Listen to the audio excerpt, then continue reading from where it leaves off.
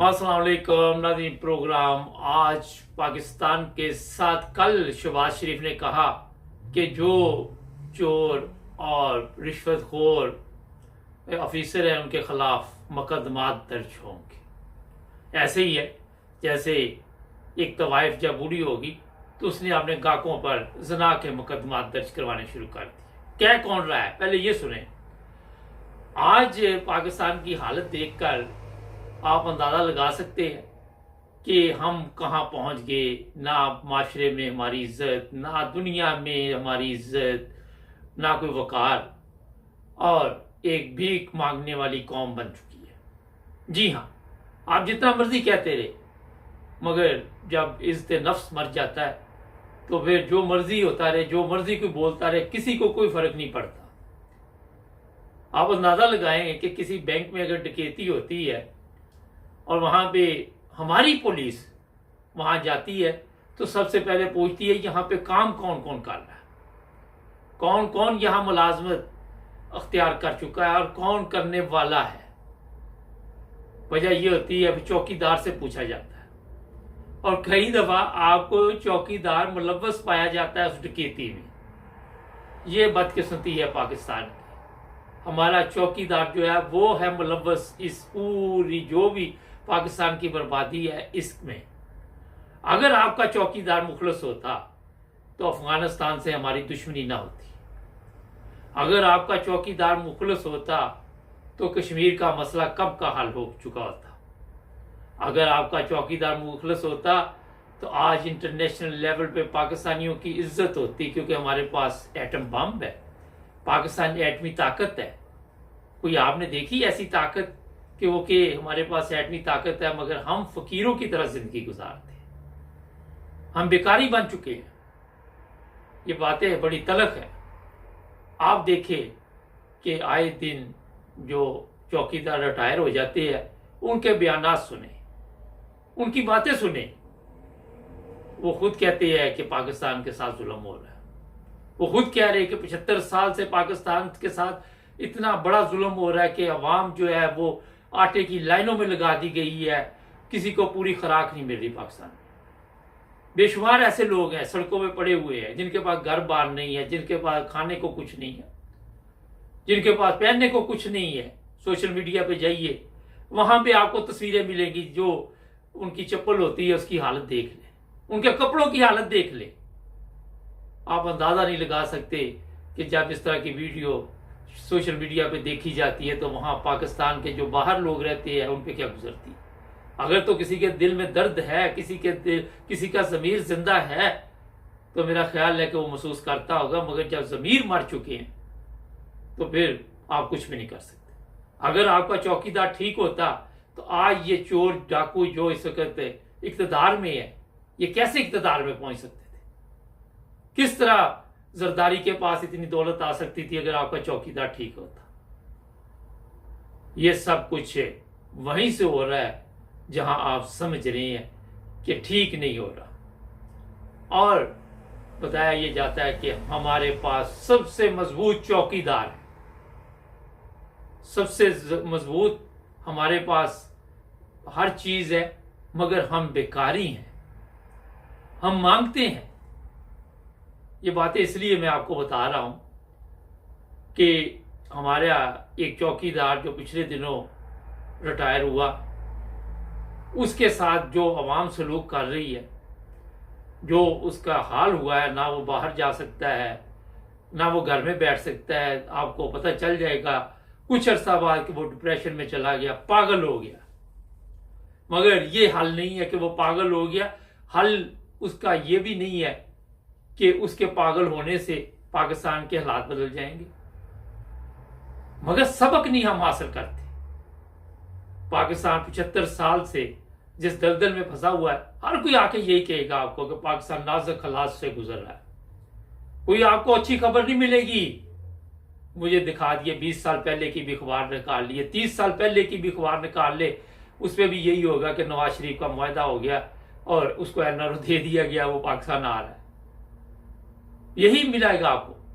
कभी बेनज़ीर के मुतल्लिक मिलेगा, कभी जरदारी के मुतल्लिक मिलेगा, कभी मुशर्रफ के मुतल्लिक मिलेगा, कभी ये शरीफ फैमिली के मतलब मिलेगा। वजह यही है कि बार बार जब ऐसे लोगों के साथ आपका चौकीदार मिल जाए और वे मिलकर लूटमार शुरू कर दें तो वहां हालात कैसे ठीक हो सकते हैं? बड़ा मुश्किल हो जाता है। इसी तरह ही है जिस तरह कोई आप बिजनेस करें, जो जिसके हाथ है वो लेके चला जाए, बाद में बिजनेस का बेड़ा गर्क हो गया। जिनके पैसे देने हैं वो भी नहीं दे सकते आप, जहां से उधार लिया होता है। क्यों नहीं IMF आज इनको कर्जा देता? क्या वजह? उनको पता है कि इस काबिल ही नहीं कि ये कर्जे वापस दे। उनको भी पता है कि इनके पास बेशुमार दौलत है, मुख्तलिफ ममालिक में पड़ी हुई है, मुख्तलिफ बैंकों में पड़ी हुई है, जो स्विट्जरलैंड बैंक है या और भी जहां जहां भी। ये अपनी दौलत नहीं लाते मगर कर्जा लेने के लिए तैयार है, और वो कर्जा फिर इन्हीं के अकाउंटों में जाएगा। आप क्या समझते हैं ये कर्जा लेके पाकिस्तान के हालात ठीक होंगे? पाकिस्तान की कौम के हालात ठीक होंगे? कभी भी नहीं हो सकते। आप अंदाजा लगाएं कि आज जो अपोजिशन लीडर है सिंध का, उसने भी इल्जाम लगाया कि जरदारी और बिलावल मुझे कत्ल करवाना चाहते हैं मुर्तजा भुट्टो की तरह। पहले भी उसे जेल में भेजा गया। इमरान खान साबिक वजीर आजम, उसको मारने की कोशिश की जाती है। आज सहाफी टीवी पे आके बता रहे हैं कि ये जो अरशद शरीफ का कत्ल है हमें पता है किसने करवाया है, मगर किसी में हिम्मत नहीं, जुर्रत नहीं कि उसको अदालत में लेके आए। ताकतवर लोगों के ऊपर कोई कानून नहीं चलता, कोई केस नहीं होगा, वो जिसको मर्जी मार दे, कोई फर्क नहीं पड़ता। काफी दिनों से आपके इल्म में है बोल टीवी का वो एक जो हिंदू मजहब से तल्लक है उसको उठाया हुआ है। सुप्रीम कोर्ट में दरखास्त दी जा रही, भाग दौड़ की जा रही, नहीं मिला। कल को खुदा न खासा से भी अरशद शरीफ की तरह रास्ते से हटा दिया जाए। ये नहीं होता। मकसद ये होता है दूसरों को पैगाम देना कि हम जो चाहे कर सकते हैं, आप बेबस है, आपके पास कुछ भी नहीं है। पंजाब गवर्नमेंट इमरान खान के पास थी, FIR दर्ज नहीं हुई, कुछ नहीं हुआ। क्या हुआ केस का?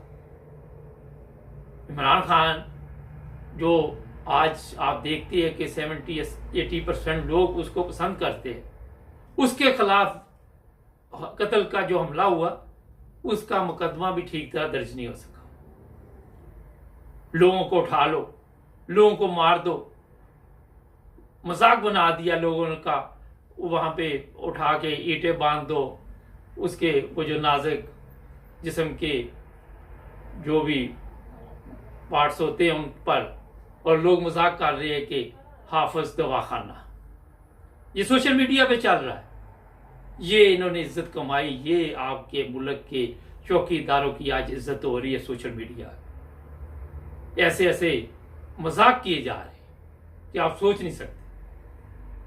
क्या ये कौम आज जिस हाल में है, आप देखते हैं किस तकलीफ से गुजर रही है, किसी को इसका एहसास है? मेरा नहीं ख्याल किसी को कोई फर्क पड़ता।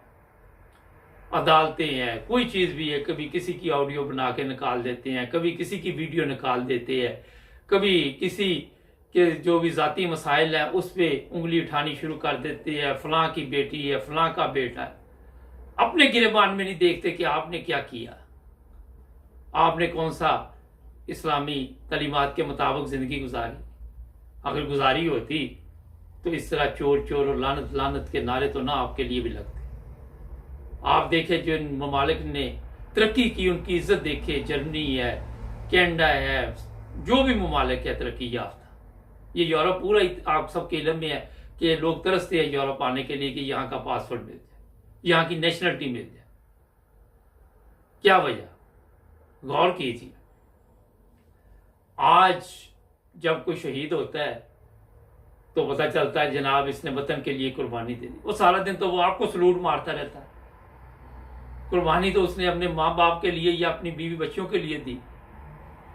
जहां पे आपको घर में नौकर चाकर मिले हुए हैं, बाहर नौकर चाकर मिले हुए हैं, हर जगह पे सिर्फ आपको आदत पड़ चुकी है कि एक सलूट बजना चाहिए हमें। वहां पे आप पाकिस्तान के लोगों की किस तरह हालत बदल सकते। कल ही मुझे कहीं पे एक प्रोग्राम था, कहने लगा फलां बंदा जी ये वो। मैंने कहा कभी भी शख्सियत को इतनी अहमियत ना दो।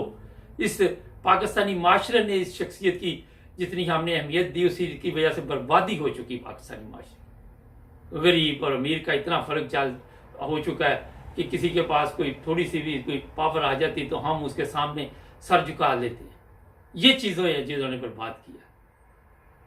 तो जब तक आपका चौकीदार आपके साथ मुखलस नहीं है, ये बैंक डकैतियाँ, ये पाकिस्तान में लूटमार, ये होती रहेगी। हमारी पुलिस की हालत देख, आज पता चला चौकी पे डाकुओं ने कब्जा कर लिया। ये अपने डाकुओं पे कंट्रोल नहीं कर सकते, मगर इनके पास कोई ऐसा बंदा आ जाए तो उसको मार मार के उसका बुरा हाल कर दे।